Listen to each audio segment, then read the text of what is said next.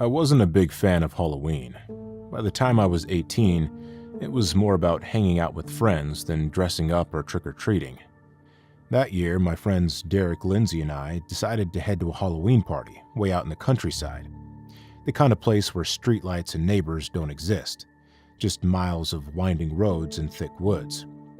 Derek said he knew the way, having been there once before, but as we drove deeper into the back roads, nothing looked familiar. The further we went, the narrower the road became. We hadn't passed a single house in over 10 minutes. "I think we missed the turn," Derek said, looking at his phone. "GPS isn't working." I scanned the unlit road, trying to find a spot to turn around. It was pitch black except for the narrow beam of my headlights. The trees seemed to close in on either side, their branches reaching over the road like shadows. Out of nowhere, headlights appeared in the distance, coming toward us slowly. The car that approached us was old, a beat-up sedan with one headlight noticeably dimmer than the other. As it passed, I glanced at the driver, a man in his 30s or 40s. He didn't look at us, he just kept his gaze locked forward, hands gripping the wheel. Then, as we drove by, the car pulled over to the side of the road and stopped. Lindsay leaned forward from the back seat. "What's he doing?" I didn't answer, just focused on the road ahead. It felt strange. The road had been empty for so long, and now this random car had just parked itself behind us. We continued driving, but a few minutes later, we came across something even stranger. A figure stood by the edge of the road, barely visible in the dim light. As we got closer, I could see it was a woman, her long hair covering part of her face. She wasn't in a costume, just jeans and a jacket. But what was unsettling was that she wasn't moving, just standing there, staring into the woods. "Should we stop?" Lindsay asked quietly. "No," Derek said quickly. "This doesn't feel right." I kept driving, slowing just enough to get a better look as we passed her. She didn't turn or react. She remained perfectly still, her face hidden under her hair. Something about her presence on that deserted road didn't sit right with me. As we rounded a bend, I checked the rearview mirror. The woman had started walking, heading in the same direction we were driving. I wasn't sure how long she had been standing there, but the fact that she moved only after we passed made my skin crawl. Then the same old sedan from earlier appeared behind us again, this time coming up fast.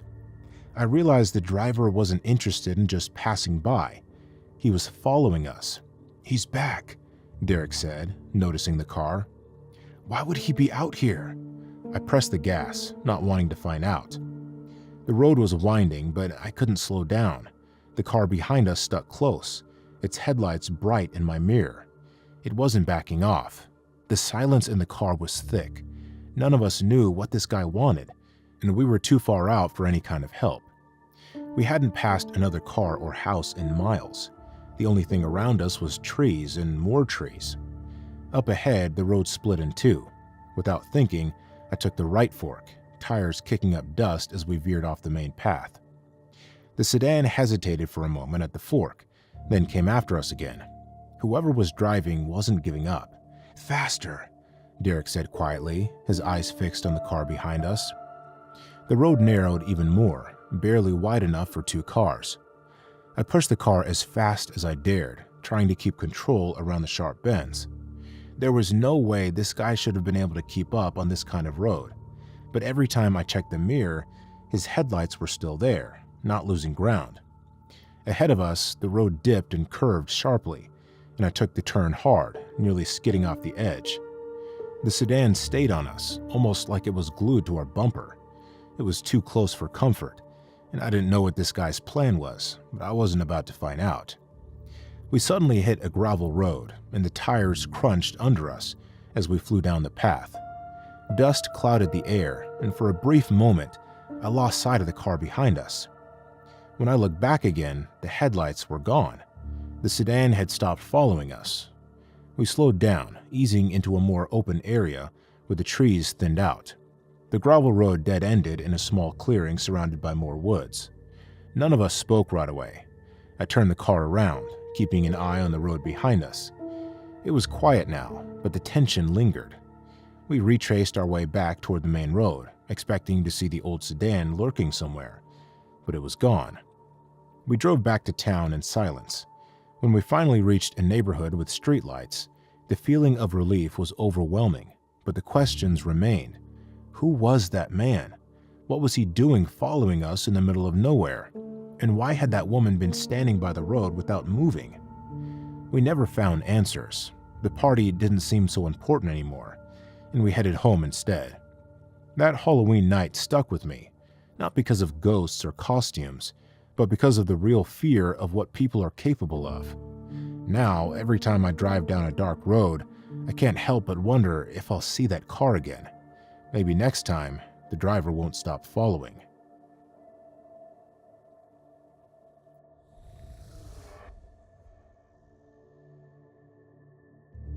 It was Halloween night of 2018, and like every year, the neighborhood was buzzing with trick-or-treaters and decorations. I wasn't planning on doing anything special that night. At 24, Halloween was more about handing out candy than going to parties or wearing costumes. My girlfriend, Emma, had to work late that night, so I was alone at home, in charge of distributing candy to the kids. Our neighborhood was pretty tight-knit. It was one of those suburban places where people knew each other well, and Halloween was a big event. Almost every house was decorated, some even going all out with elaborate haunted house setups. Our place was more modest, just a few pumpkins on the porch and some spiderwebs in the bushes. The first few hours of the evening were normal enough. Groups of kids came by in their costumes, excitedly grabbing candy from the bowl I had set out. I'd smile, hand out candy, and go back inside to watch TV, waiting for the next knock. By 9 p.m., the flow of trick-or-treaters had slowed down.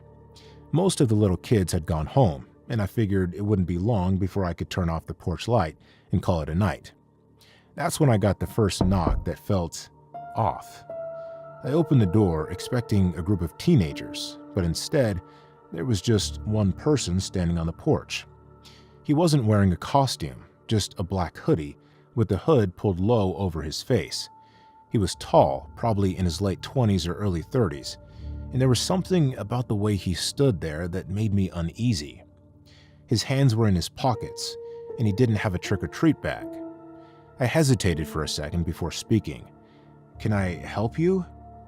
He didn't say anything at first. He just stood there staring.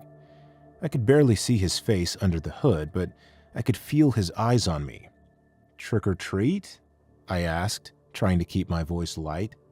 Still, nothing. Just silence. I was about to close the door when he finally spoke. "You alone tonight?" The question caught me off guard. My stomach dropped. It wasn't the kind of thing you'd expect someone to ask, especially a stranger on Halloween night. "No," I lied quickly, my voice steady. "My girlfriend's inside. She's just getting something." He didn't move, didn't respond. The silence stretched out between us, and I could feel the tension in the air growing thicker. My heart started pounding in my chest. "I think you have the wrong house, man," I said, gripping the edge of the door. "There's no more candy." He didn't answer. Instead, he just turned and walked away, slowly, almost deliberately. I watched as he disappeared into the darkness, my heart still racing. I closed the door and locked it, feeling uneasy. For the next half hour, I couldn't shake the strange encounter. I told myself it was nothing, probably just some guy messing around, but the uneasy feeling wouldn't go away. I kept glancing out the window, half expecting him to come back. By 9:30, I was convinced it was just my imagination running wild, so I went back to the couch and tried to relax. Then there was another knock. This time, it was louder, more forceful. I froze, staring at the door. My heart was racing again, and my mind immediately went to the man in the hoodie. I grabbed my phone off the coffee table and pulled up Emma's number, just in case. Slowly, I approached the door and looked through the peephole. No one was there. I frowned, my heart pounding even harder. I waited for a moment, wondering if maybe it was just some kids playing a prank. But the street was quiet. No footsteps, no laughter. Nothing. I opened the door a crack, peeking out into the night. Still, nothing. I stepped outside onto the porch and glanced up and down the street. The neighborhood was quiet now. Most of the houses had their lights off, and the last trick-or-treaters were long gone. But something felt wrong. The air was thick with tension, and I couldn't shake the feeling that I was being watched. I was about to go back inside when I saw him, standing at the end of my driveway, the man in the black hoodie. He was just standing there, completely still, facing my house. I felt a chill run down my spine. My immediate instinct was to go back inside, but something kept me rooted in place. "What do you want?" I called out, trying to sound braver than I felt. He didn't answer. He just stood there, watching. I could barely see his face under the hood, but I knew he was looking right at me. My hand tightened around my phone. I didn't know what to do. Should I call the police? Confront him? My mind was racing, trying to make sense of what was happening. Then, without a word, he turned and walked away, disappearing into the shadows. I didn't move for a long time. I just stood there, staring after him, my heart still racing. Eventually, I went back inside, locked all the doors, and checked the windows. I kept telling myself it was nothing, just a guy messing around on Halloween. But deep down, I knew something was wrong. The rest of the night, I couldn't relax. Every little noise made me jump. I tried calling Emma, but she didn't pick up. I texted her, asking when she'd be home, but there was no response. The unease gnawed at me, and I kept glancing at the front door, half expecting the man to come back. By 11 p.m., Emma still hadn't come home. I tried calling her again, but it went straight to voicemail. I started to feel genuinely worried. It wasn't like her to ignore my calls. I decided to drive to her work, thinking maybe her phone had died or she was stuck late. I grabbed my keys, threw on my jacket, and headed out the door. But as I walked down the driveway to my car, I stopped dead in my tracks. There, on the hood of my car, was a note. It was a single piece of paper folded in half. My hands were shaking as I picked it up and unfolded it. The note was short, written in messy, jagged handwriting. It only said 4 words: "She's not coming home." I felt the blood drain from my face. My heart was pounding so hard I thought I might pass out. I looked around, but the street was empty. No sign of the man, no sign of anyone. Just the darkness. I called the police immediately. Emma was fine. She had fallen asleep at work and hadn't seen my messages. The note, though, it was real. The cops took it seriously, but they never found out who left it or why. That Halloween night still haunts me. It wasn't the man himself, but the thought that he had been watching me the whole time.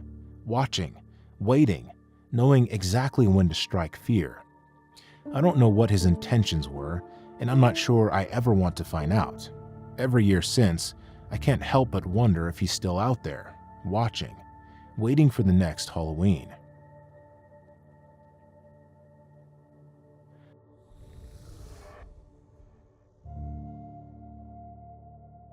I've always enjoyed Halloween.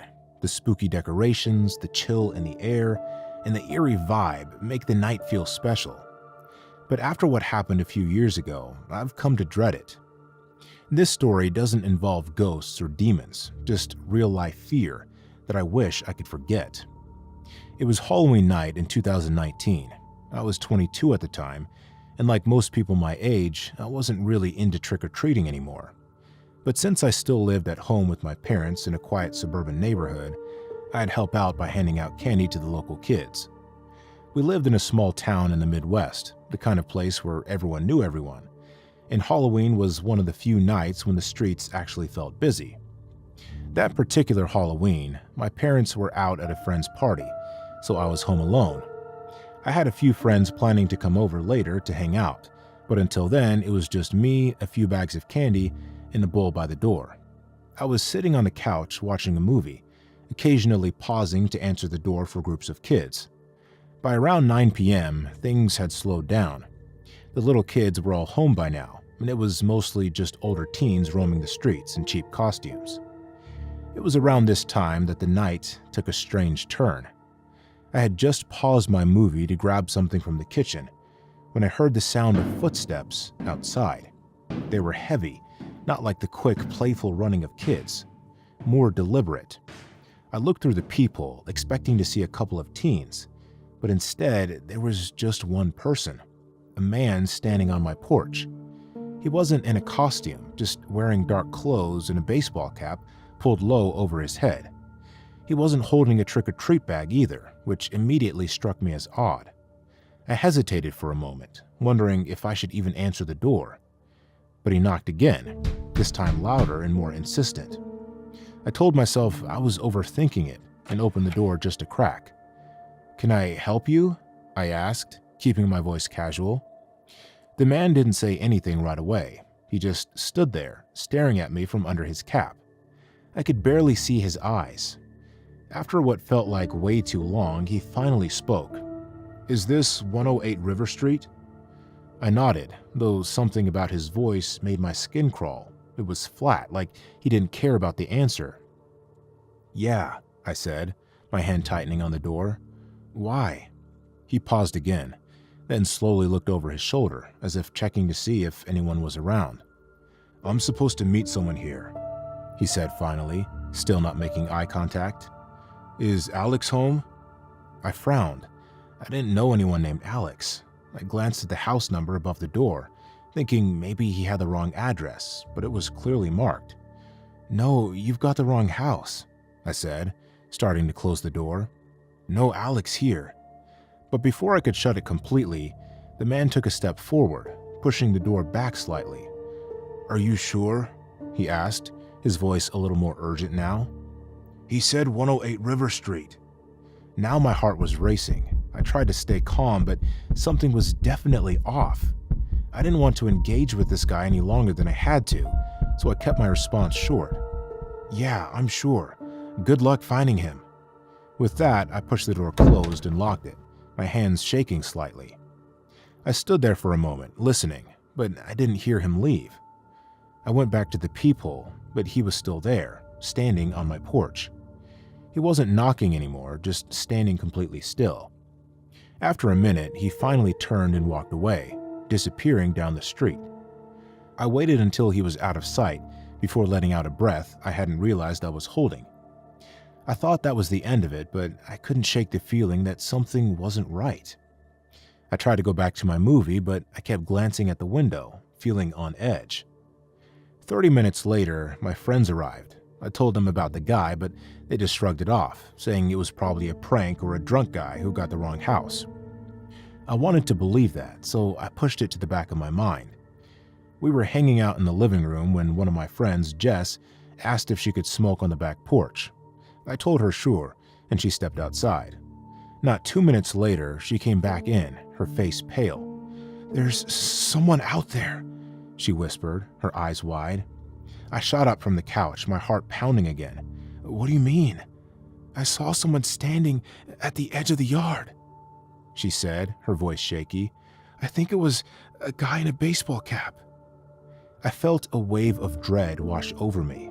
My other friends tried to brush it off, saying it was probably just a neighbor or another trick-or-treater, but I knew better. I grabbed my phone and called the non-emergency police line, explaining what had happened earlier and that now this guy was back. The dispatcher told me they'd send a car to patrol the area and to stay inside. About 10 minutes later, headlights flashed through the front window as a police cruiser slowly drove past. They didn't stop, and after a few minutes, the guy in the cap seemed to be gone. But that wasn't the end of it. Around midnight, after my friends had left, I went to lock up the house. I was still on edge, but trying to convince myself it was over. As I walked past the front door, I heard something that made my blood run cold. The unmistakable sound of the door handle turning, like someone was trying to open it from the outside. I froze, staring at the door, my heart hammering in my chest. The handle jiggled again, harder this time.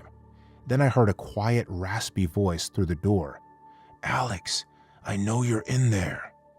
I didn't think. I ran. I bolted into my bedroom, locked the door, and called the police. This time, they sent a unit immediately.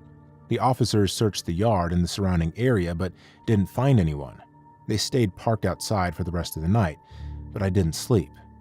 The next morning, I checked the security cameras my dad had installed around the house. Sure enough, there he was, a tall man in dark clothes and a baseball cap, standing on the porch for almost an hour after I had closed the door on him. He just stood there, staring at the house. I never saw him again after that night, but the police never found him either. To this day, I still have no idea who he was or why he was so fixated on my house. All I know is that Halloween hasn't been the same for me since. And every time I hear a knock on my door after dark, I can't help but wonder if he's come back.